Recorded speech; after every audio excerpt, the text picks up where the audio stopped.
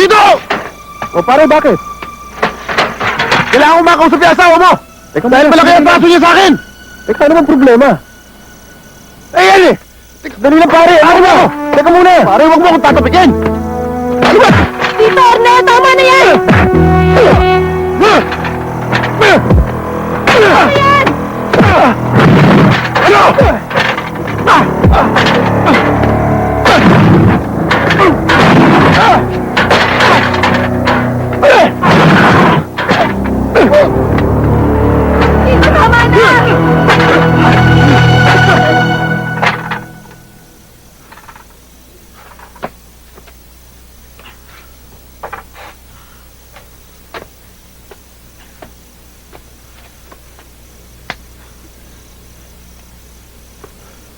Pasensya ka na, pare.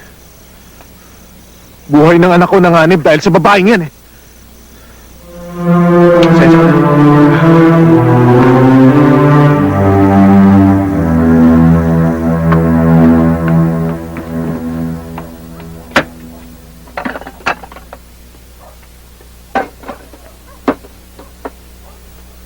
Bakit mo nagawa yun?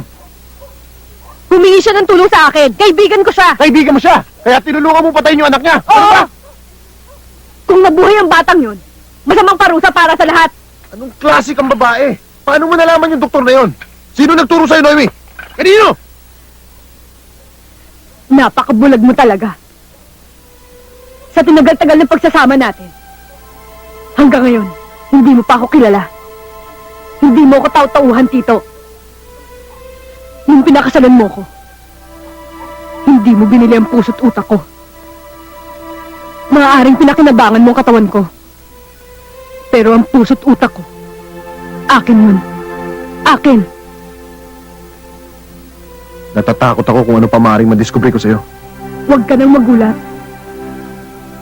Ni sarili ko, hindi ko alam kung anong kaya kong gawin.